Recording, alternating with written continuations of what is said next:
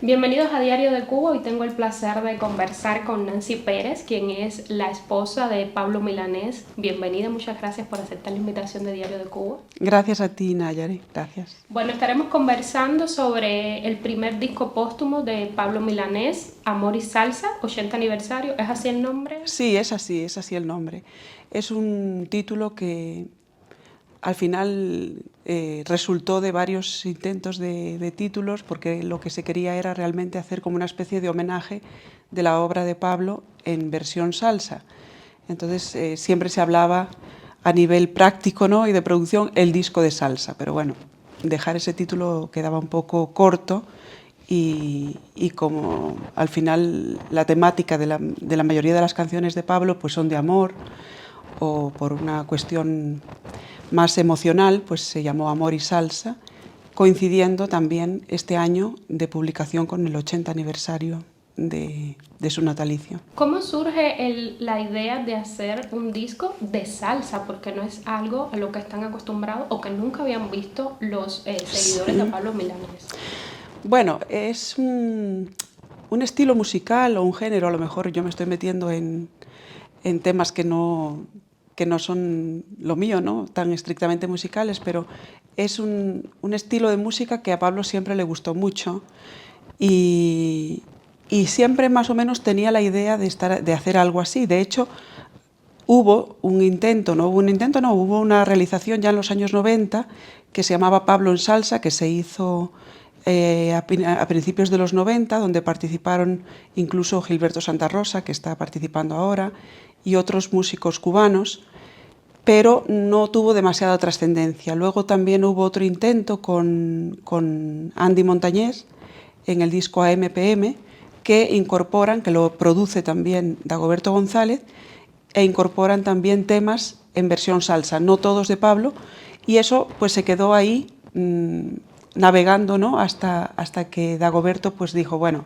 yo creo que es el momento de hacer ya algo más contundente, más grande, donde podamos recrearnos con este estilo, con este género, que también es como una especie de continuidad, de alguna forma, como una patica más de ese trabajo que Pablo siempre ha hecho con la música tradicional cubana, porque en el fondo la salsa, para el caso cubano, pues bebe de otros estilos cubanos, pues puede ser la guaracha, o el guaguancó, la rumba, o el son, exactamente, que realmente es lo que decía siempre Pablo. Esto realmente es una recreación del son, ¿no?, esta salsa.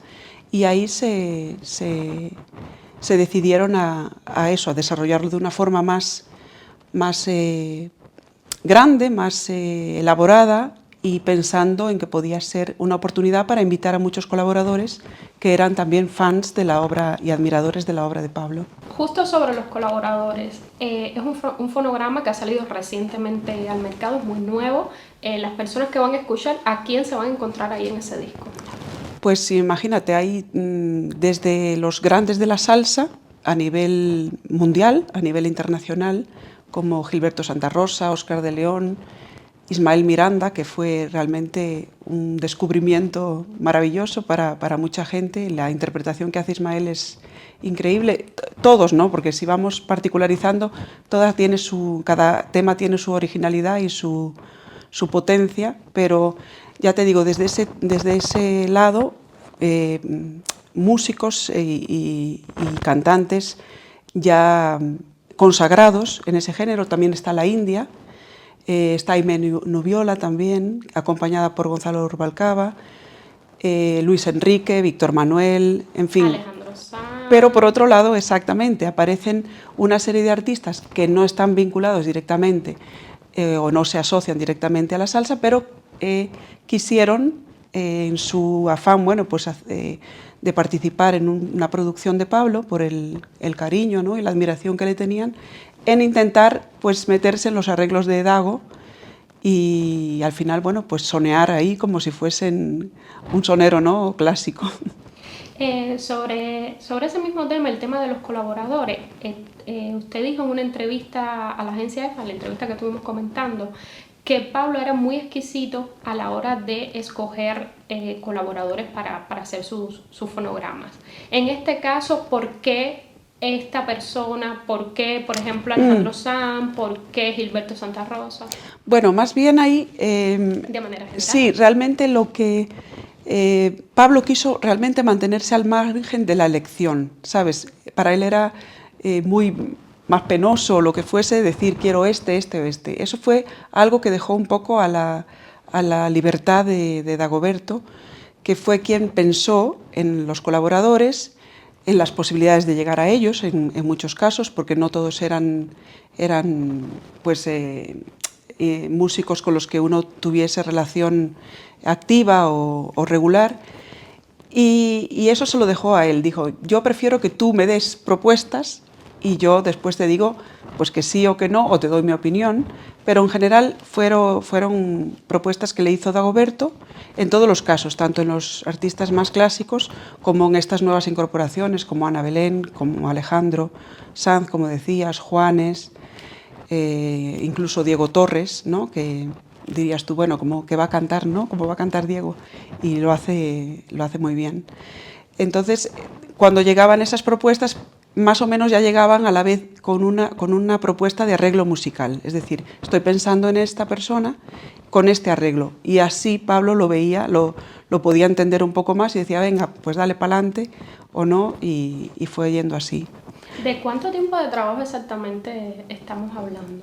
Pues mucho tiempo, porque se cruzó la pandemia en medio. Esto es un proyecto que empieza antes, pues como en el 2018 más o menos, pero largo, porque había que organizar las sesiones de grabaciones no solo con los colaboradores, con los músicos, porque ahí quiero destacar también eso, ¿sabes? Hay una cantidad de músicos, de instrumentistas maravillosos que están aportando la base musical de este disco, y que también había que organizar agendas. Llega la pandemia, todo eso se paraliza, por eso que también muchas de las colaboraciones fueron un poco en función de quién podía en un momento determinado. No siempre se podía viajar, no siempre se podía llegar a los lugares, en cada lugar era diferente las condiciones de acceso o de posibilidad de tener un estudio, y ya por eso fue laborioso y largo.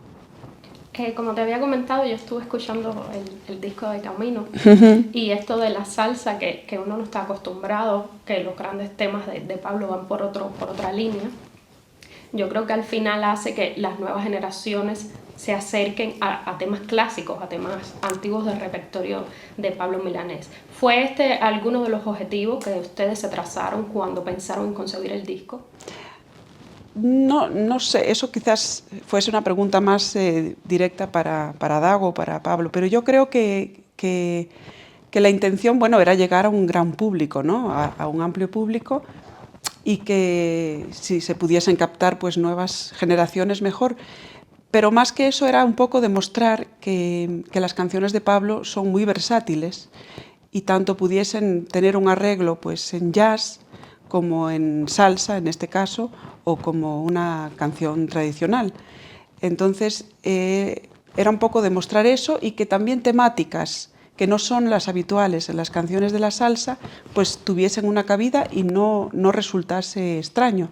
De hecho, si lo has escuchado, yo creo que canciones muy trascendentales, o como El breve espacio, o En que no está, o claro, de qué callada manera, quizás a lo mejor pues ya tenía una base musical más cercana, ¿no?, para poder hacer un arreglo en salsa, pero El breve espacio no, o incluso Amor, u otras canciones que no las imaginabas fuera de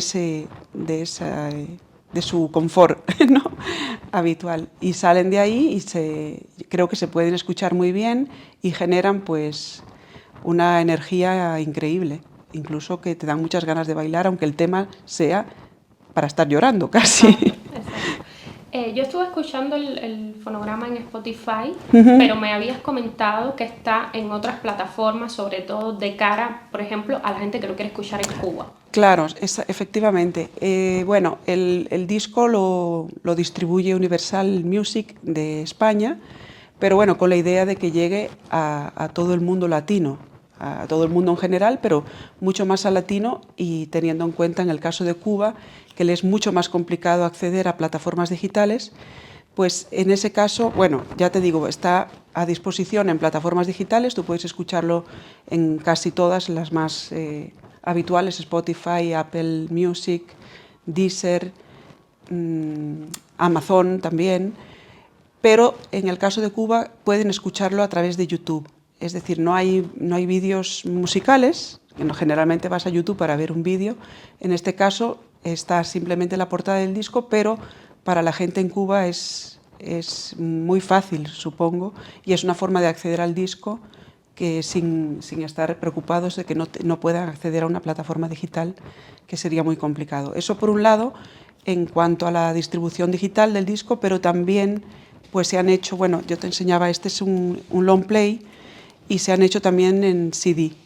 Entonces, exactamente, para la gente que todavía tiene un reproductor, sí, o exactamente, los más vintage que han recuperado pues los reproductores de LPs, de placa, que ha vuelto mucho eso en los últimos años. Entonces se planteó directamente hacer en CD y una versión en long play que se puede comprar en tiendas también de venta online, es decir, en físico, pero como Amazon, como en el caso en España El Corte Inglés, la Casa del Disco, una serie de tiendas que hacen que tú puedes hacer tu pedido y te lo envían físicamente. Para Cuba esa opción todavía no está disponible. Para Cuba esa opción no está disponible todavía.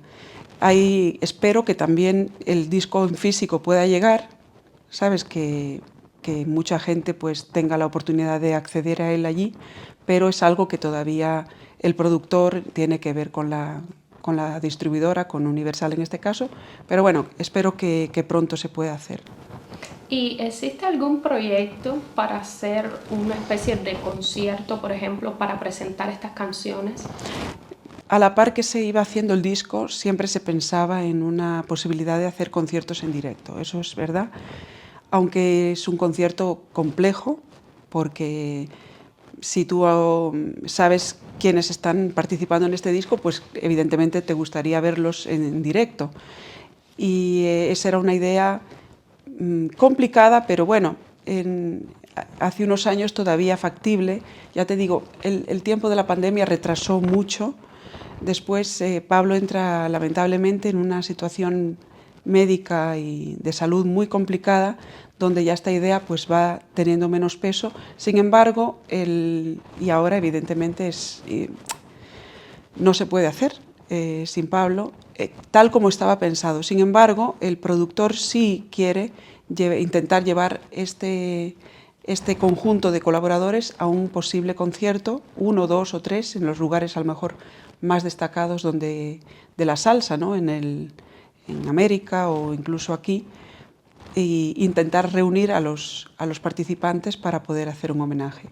Pero bueno, están trabajando en eso. Amor y Salsa es el primer disco póstumo de Pablo Milanés, pero están trabajando en un proyecto de segundo disco.